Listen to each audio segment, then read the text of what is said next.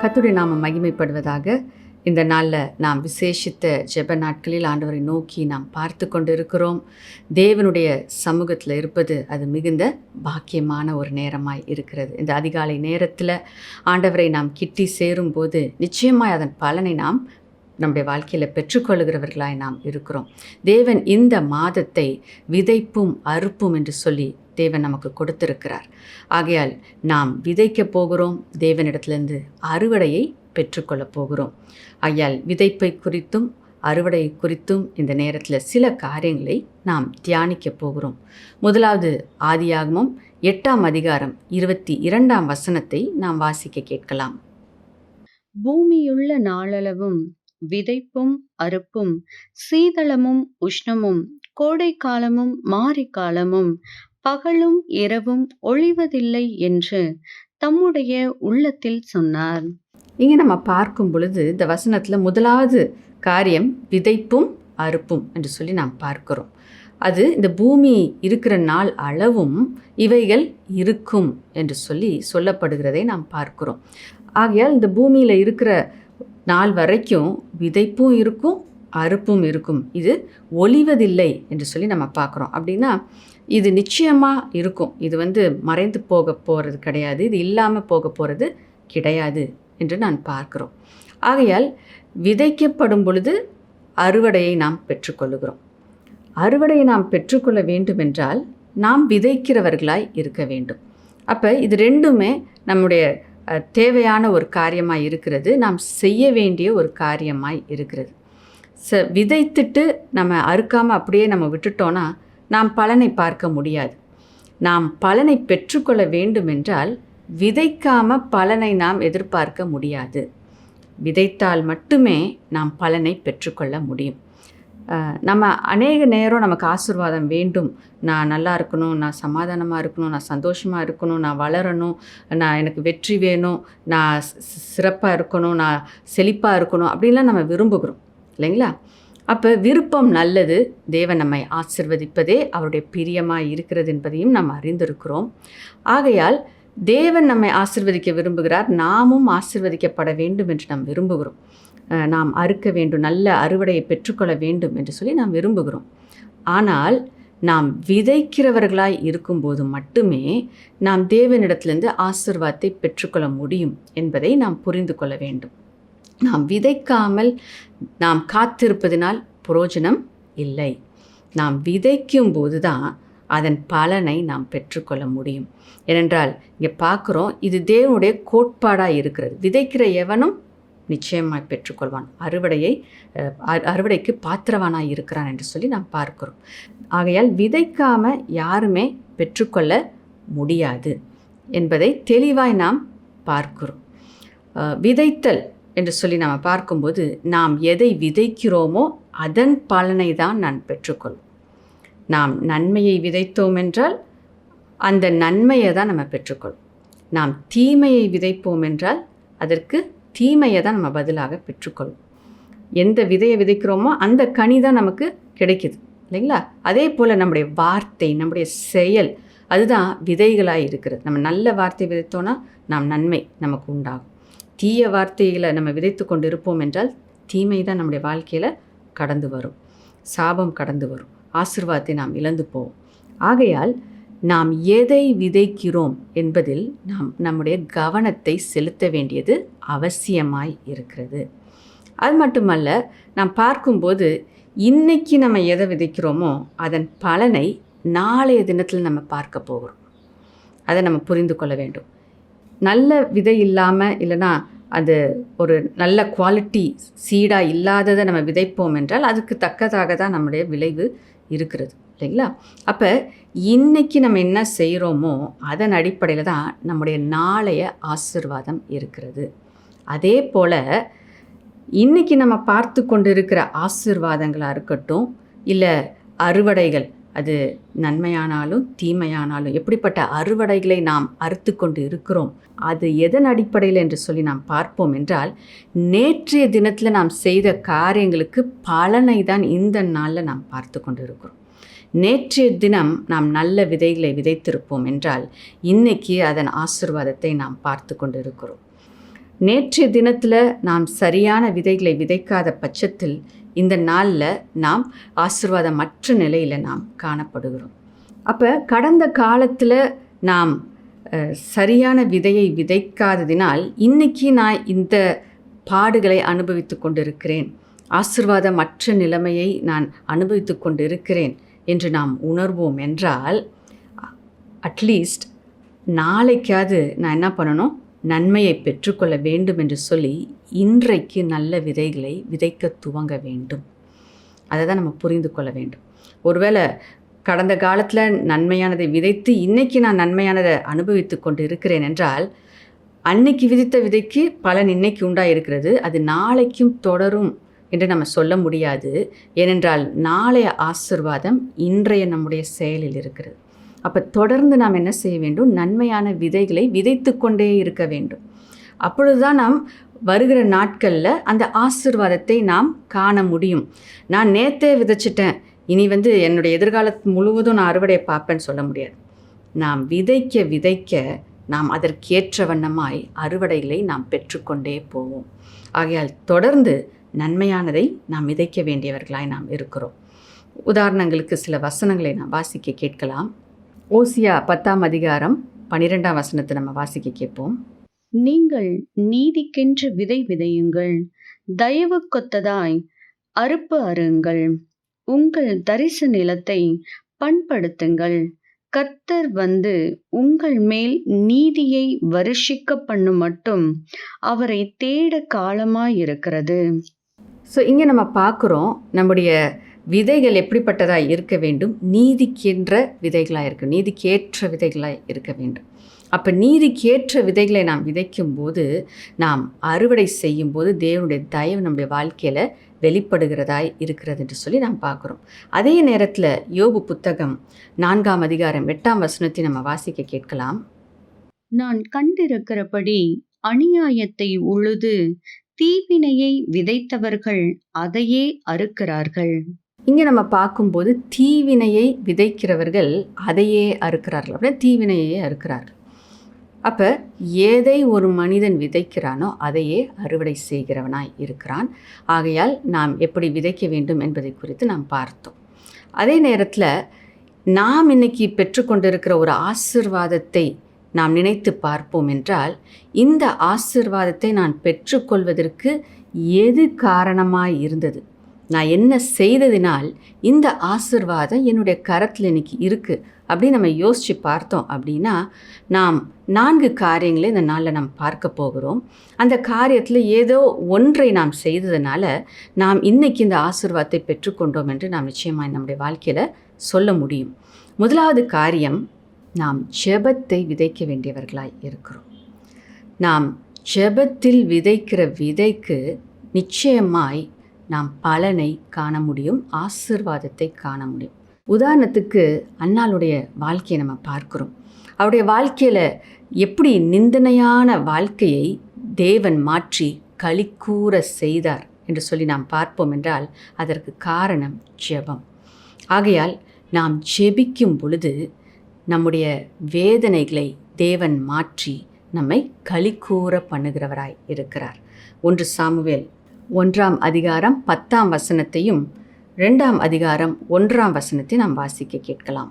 அவள் போய் மனம் கசந்து மிகவும் அழுது கர்த்தரை நோக்கி விண்ணப்பம் பண்ணி, அப்பொழுது அன்னாள் ஜெபம் பண்ணி, என் இருதயம் கர்த்தருக்குள் களி கூறுகிறது, என் கொம்பு கர்த்தருக்குள் உயர்ந்திருக்கிறது, என் பகைஞரின் மேல் என் வாய் திறந்திருக்கிறது, உம்முடைய இரட்சிப்பினாலே சந்தோஷப்படுகிறேன்.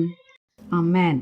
இதை பார்க்குறோம், அன்னாள் அங்கு வேதனையில் அங்கே கண்ணீரோடு ஜெபத்தில் விதைத்த விதைக்கு பலனை அவள் கம்பீரத்தோடு அறுக்கிறதை நாம் பார்க்கிறோம். அவள் களி கூர்ந்து தேவனுக்கு பாடலை பாடி என்னை தேவன் சந்தோஷப்படுத்தினார் என்று சொல்லி அவள் சாட்சியாக அங்கு சொல்லுகிறதை நாம் பார்க்கிறோம். ஆகையால் ஜெபம் விதைக்கப்பட்டது, அவருடைய வாழ்க்கை மாறியது. அவருடைய கசப்பு, அவருடைய நிந்தனைகள், அவருடைய வேதனை எல்லாவற்றையும் தேவன் மாற்றி போட்டு அவளை களி கூற பண்ணினார் என்று சொல்லி நாம் பார்க்கிறோம். அதே நேரத்தில் 2வது காரியத்தை நாம் பார்க்கிறோம். தேவனுடைய வாக்கு தத்தத்தை நாம் பெற்றிருக்கிறவர்களாய் இருப்போம் என்றால் அந்த வாக்கு தத்தம் நம்முடைய வாழ்க்கையில் நிறைவேறுகிறதை நாம் பார்க்க முடியும். உதாரணத்துக்கு மரியாள், ஆண்டவராகிய இயேசு கிறிஸ்துடைய தாயாருடைய வாழ்க்கையை நாம் பார்க்கிறோம். அந்த இடத்துல அவங்க எதையும் கேட்கலை, அவங்க எதையும் விரும்பலை. ஆனால் தேவன் அவர்களை தெரிந்து கொண்டு ஒரு வாக்கு தத்தத்தை கொடுத்து அதை நிறைவேற்றினார். லூக்கா 1:28 நம்ம வாசிக்க கேட்கலாம். அவள் இருந்த வீட்டில் தேவதூதன் பிரவேசித்து, கிருபை பெற்றவளே வாழ்க, கர்த்தர் உன்னுடனே இருக்கிறார், ஸ்திரீகளுக்குள்ளே நீ ஆசீர்வதிக்கப்பட்டவள் என்றான். ஆகையால் இங்கே வாக்குத்தத்தம் அவளுக்கு கொடுக்கப்படுகிறது. நம்ம தொடர்ந்து பார்த்தோம் என்றால் எப்படி தேவன் ஆசீர்வதிக்க போகிறார் என்பதை அந்த தூதன் சொல்லுகிறதை நாம் பார்க்கிறோம். ஆக இங்கே பார்க்கும்போது ஸ்திரீகளுக்குள்ள ஆசீர்வதிக்கப்பட்டவள் என்ற பெயரை அவள் இங்கே பெற்றுக்கொள்ளுகிறதை நாம் பார்க்கிறோம். அது நிறைவேறுகிறதையும் நாம் பார்க்கிறோம். அதே அதிகாரத்தில் 46 முதல் 49 நாம் வாசிக்க கேட்கலாம். அப்பொழுது மரியாள், என் ஆத்துமா கர்த்தரை மகிமைப்படுத்துகிறது, என் ஆவி என் இரட்சகராகிய தேவனில் களி கூறுகிறது, அவர் தம்முடைய அடிமையின் தாழ்மையை நோக்கி பார்த்தார். இதோ இது முதல் எல்லா சந்ததிகளும் என்னை பாக்கியவதி என்பார்கள். ஆமென். நம்ம பார்க்குறோம், எல்லாரும் என்ன பாக்கியவதி என்பார்கள் என்று சொல்லி அவள் சொல்லுகிறதை நாம் பார்க்கிறோம். ஏனென்றால் அந்த பாக்கியத்தை அவள் பெற்றுக்கொண்டாள். தேவனுடைய வார்த்தை அவளுக்கு உண்டானபடியினால் அந்த வார்த்தை நிறைவேறப்படுகிறதையும் நாம் பார்க்கிறோம்.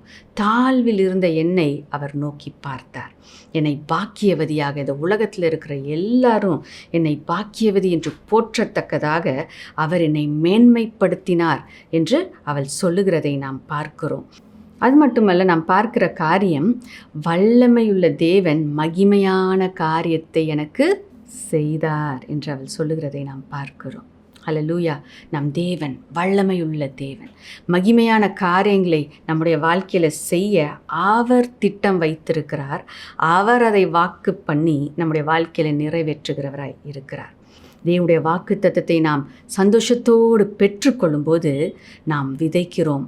நாம் பெற்றுக்கொண்ட நம்முடைய வாழ்க்கையில் தேவன் அவருடைய வாக்கு தத்தத்தை நம்முடைய வாழ்க்கையில் நிறைவேற்றுகிறவராய் இருக்கிறார்.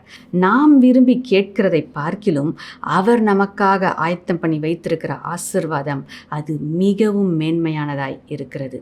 அவர் கொடுக்கிற வாக்கு தத்தங்களை ஆவலோடு நம்ம பெற்றுக்கொள்வோம்.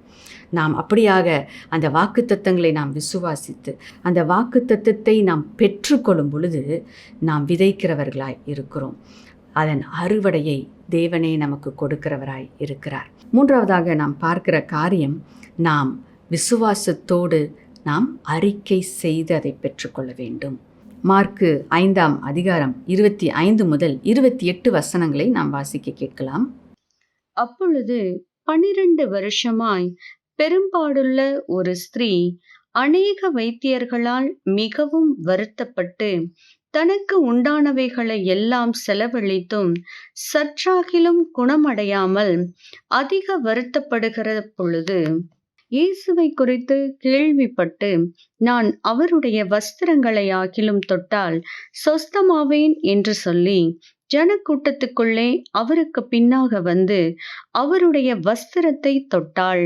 ஸோ இங்கே நம்ம பார்க்கிற காரியம், அவருடைய சூழ்நிலை மிகவும் ஒரு கடினமான சூழ்நிலை, யாராலும் உதவி செய்ய முடியாத ஒரு சூழ்நிலை, இன்னும் பயங்கரமான ஒரு தாழ்வுக்குள்ளே தான், அந்த நெருக்கத்துக்குள்ளே தான் அவள் கடந்து போய்கொண்டே இருந்தாள். அவளுக்கு விடுதலைக்கு வாய்ப்பே இல்லாத ஒரு சூழ்நிலை. ஆனால் அவள் தன்னுடைய இருதயத்தில் ஆண்டவரை குறித்து கேள்விப்பட்ட பொழுது விசுவாசித்து அவள் பேசினதை நாம் பார்க்கிறோம். நான் ஆண்டவராகிய இயேசு கிறிஸ்துவுடைய ஆடையின் ஓரத்தை மாத்திரம் நாம் தொட்டால் போதும், நான் சொஸ்தமாவேன் என்று சொல்லி அவள் விசுவாசித்து அதை அறிக்கை செய்தாள். அதுக்கப்புறம் நம்ம பார்க்குறோம், 29 நம்ம வாசிக்க கேட்போம்.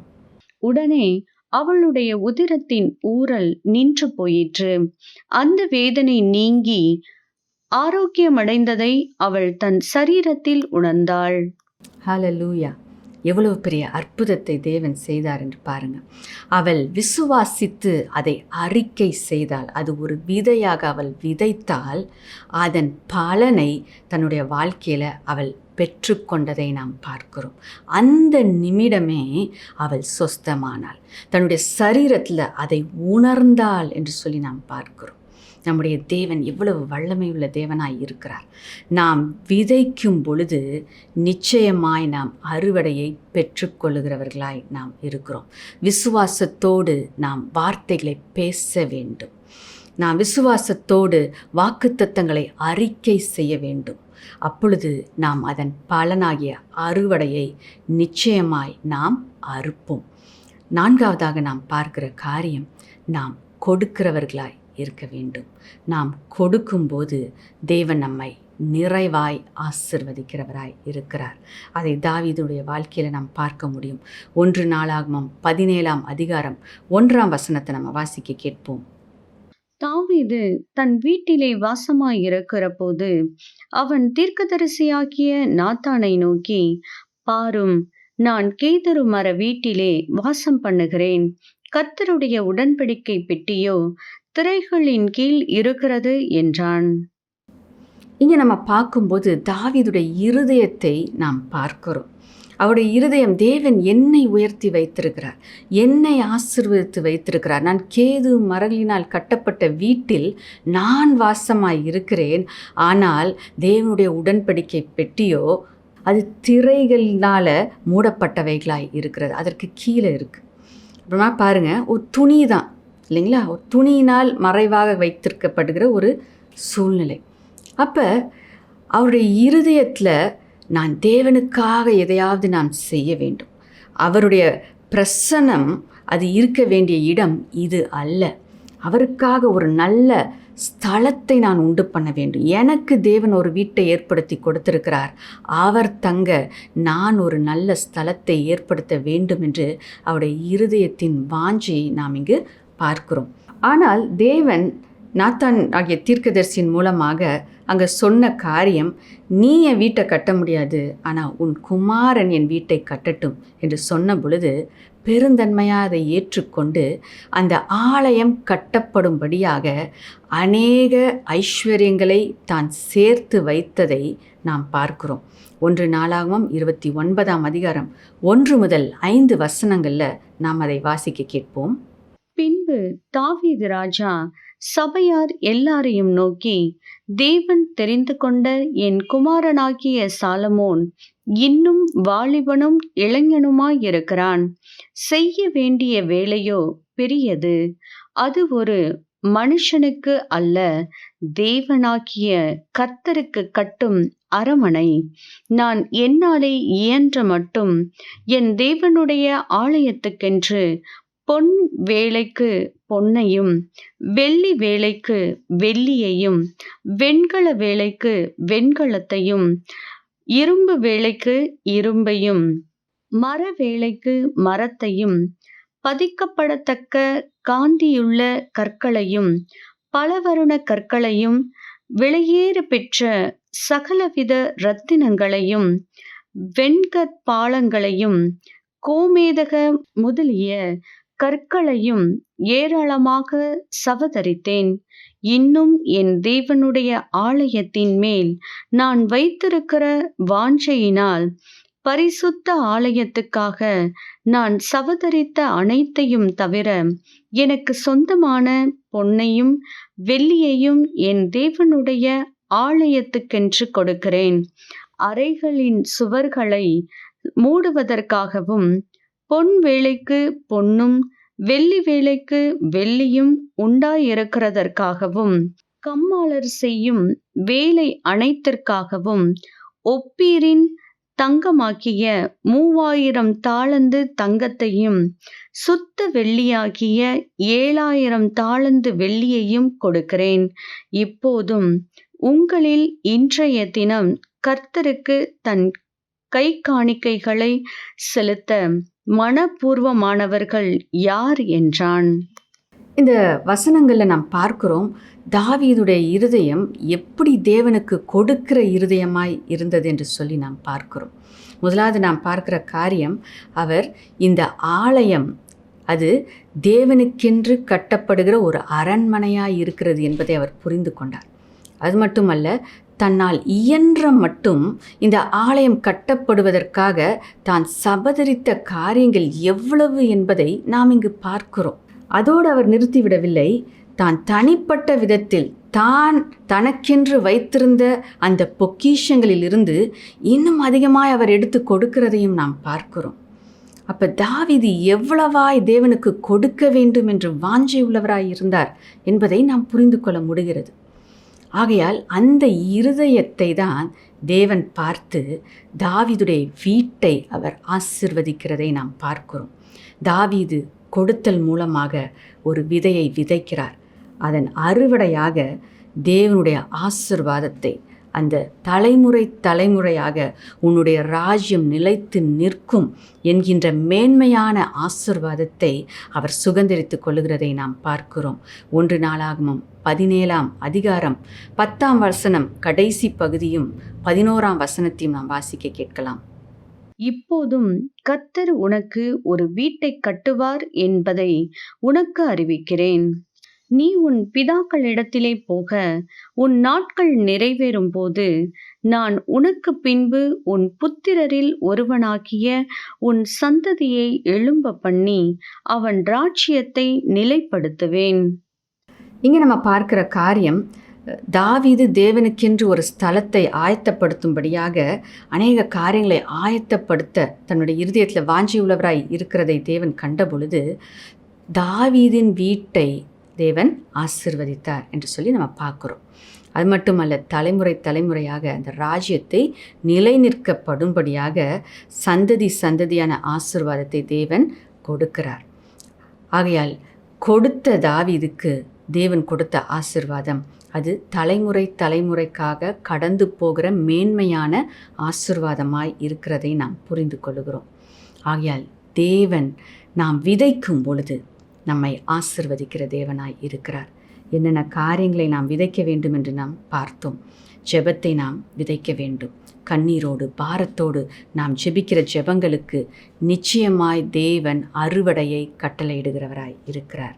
இரண்டாவதாக, தேவனுடைய வாக்குத்தத்தத்தை நாம் பெற்றுக்கொள்ளும் போது நாம் விதைக்கிறவர்களாய் இருக்கிறோம். அந்த வாக்குத்தத்தம் நம்முடைய வாழ்க்கையில் நிறைவேறுவதை நாம் கண்டு தேவனை துதிக்க முடியும். மூன்றாவதாக நாம் பார்த்த காரியம், விசுவாசத்தோடு அறிக்கை செய்து நாம் அந்த அறிக்கை செய்த காரியத்தை பெற்றுக்கொள்ள கர்த்தர் நமக்கு உதவி செய்கிறவராய் இருக்கிறார். விசுவாசத்தோடு அறிக்கை செய்கிறது ஒரு விதையாய் இருக்கிறது. அதன் பலனாகிய அதன் ஆசீர்வாதம் நிறைவேறுதலை தேவன் நமக்கு கொடுக்கிறவராய் இருக்கிறார். கடைசியாக நான்காவதாக நாம் பார்த்த காரியம், தேவன் நம்மை ஆசீர்வதித்த ஆசீர்வாதங்களை அவருக்கென்று நாம் கொடுக்கும் பொழுது அது ஒரு விதையாய் மாறுகிறது. அதனுடைய பலன் நாம் நம்முடைய வாழ்க்கையில் அனுபவிக்கத்தக்கதாக தேவன் நம்மை அளவில்லாமல் ஆசீர்வதிக்கிறவராய் இருக்கிறார். குறைவின்றி நம்மை நடத்துகிற தேவனாக இருக்கிறார். ஆகையால் முதலில்லாமல் நாம் ஒரு தொழிலை துவங்க முடியாது. தொழிலை துவங்காமல் நாம் லாபத்தை பார்க்க முடியாது. ஆகையால் நாம் விதைக்காமல் நாம் வெற்றி வாழ்க்கை வாழ முடியாது. விதைக்காமல் ஆசீர்வாதத்தை சுதந்தரித்து கொள்ள முடியாது. ஆகையால் விதைப்போம், அதற்கேற்ற பலனை நிச்சயமாய் தேவன் நம்முடைய வாழ்க்கையில் கொடுக்கிறவராய் இருக்கிறார். கடைசியா ஆமோஸ் 9ஆம் அதிகாரம் 13ஆம் வசனத்தை நாம் வாசிக்க கேட்போம். இதோ உழுகிறவன் அறுக்கிறவனையும் திராட்சைப்பழங்களை ஆளையாடுகிறவன் விதைக்கிறவனையும் தொடர்ந்து பிடித்து பர்வதங்கள் திராட்சரசமாய் வடிகிறதும் மேடுகள் எல்லாம் கரைகிறதுமான நாட்கள் வரும் என்று கர்த்தர் சொல்லுகிறார். இந்த வசனத்தில் நாம் பார்க்கிற காரியம், அபண்டன்ட் பிளெஸ்ஸிங் ஆண்டவர் கொடுக்கிறவராய் இருக்கிறார். நிரம்பி வழிகிற ஆசீர்வாதம் நம்ம பார்க்குறோம். விதைத்து நாம் காத்திருக்கும் போது ஒரு நாள் நாம் அறுவடை பெற்றுக்கொள்வோம் இல்லைங்களா? ஆனால் இங்கே விதைக்கிறதுக்கு முன்பாகவே பலன் உண்டாகிறது. அப்படின்னா அதற்கு முன்பாக நாம் செய்த காரியத்துக்கு பலனை பார்க்குறோம். பலன் நாம் அடுத்த விதை விதைக்கிறதுக்கு முன்பாகவே பலன் நம்மை நிரப்புகிறதாய் இருக்கிறது. அப்போ தேவன் நம்மை இப்படி ஆசீர்வதிக்க வேண்டும் என்று விரும்புகிறார். தேவன் நம்ம அதிகமாய் நாம் பலன்களை காணும்படியாக தேவன் ஆசீர்வாதத்தை நமக்கு கொடுக்க விரும்புகிறவராய் இருக்கிறார். ஆகையால் இது எப்படி நம்முடைய வாழ்க்கையில் நமக்கு நடக்குது என்று சொல்லி நாம் பார்ப்போம் என்றால், தேவன் தன்னையே அவர் விதைத்து அறுவடையை நாம் காணும்படியாக அவர் ஆசீர்வாதத்தை நமக்கு கொடுத்திருக்கிறார்.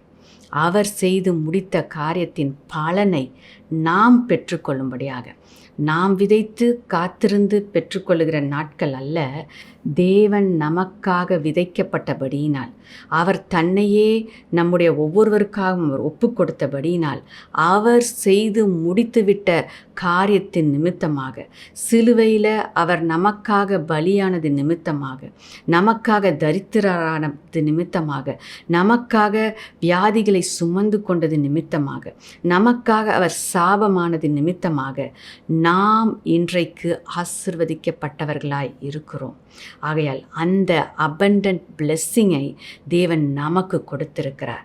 நாம் சுகத்தோடும் பலத்தோடும் வாழும்படியாக, நாம் ஐஸ்வர்யவான்களாய் வாழும்படியாக, நாம் ஆசீர்வாதமாய் வாழும்படியாக, நாம் தேவன் விதைத்த விதையின் பலனை நாம் அனுபவிக்கும்படியான ஆசீர்வாதத்தை தேவன் நம்முடைய வாழ்க்கையில் கொடுத்திருக்கிறார்.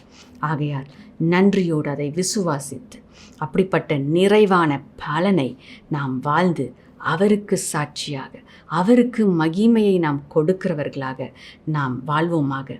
கர்த்தர் தாமே உங்கள் ஒவ்வொருத்தருடைய வாழ்க்கையின் மூலமாக அவர் மகிமைப்படுவாராக. அவர் விதைக்கப்பட்டதின் விளைவை நீங்கள் ருசி பார்ப்பீர்களாக. அதன் பலனை நீங்கள் அனுபவிப்பீர்களாக.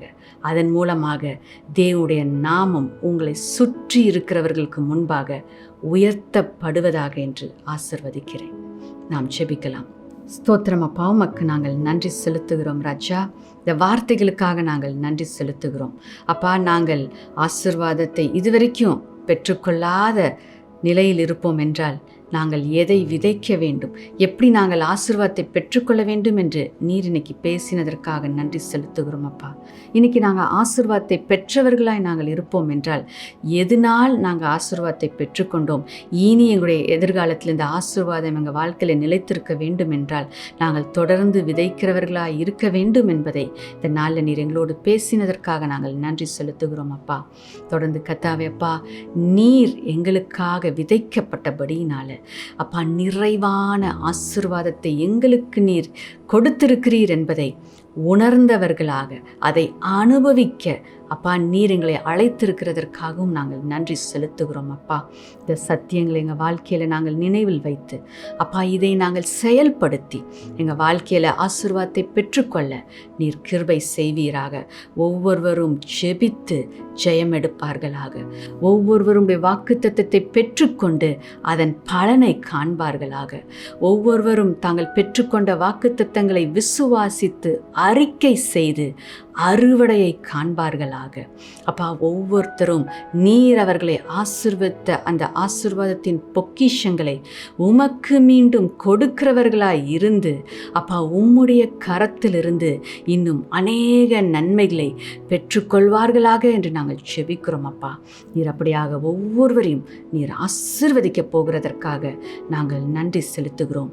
எங்களுடைய சுய கிரியைகளினால அல்ல அப்பா, உம்மை நாங்கள் சார்ந்து கொள்வதனால, நீர் எங்களுக்காக செய்த தியாகத்தின் நிமித்தமாக இந்த நன்மைகளை, இந்த ஆசீர்வாதங்களை அப்பா, இந்த 4 காரியங்களை நாங்கள் செய்து பெற்றுக்கொள்ள நீர் எங்களுக்கு கிருபை பாராட்டுகிறதற்காக நன்றி செலுத்துகிறோம் அப்பா. செயல்படுத்துகிற ஒவ்வொருத்தருக்கும் நீர் அதன் ஆசீர்வாதத்தை காண செய்வீராக.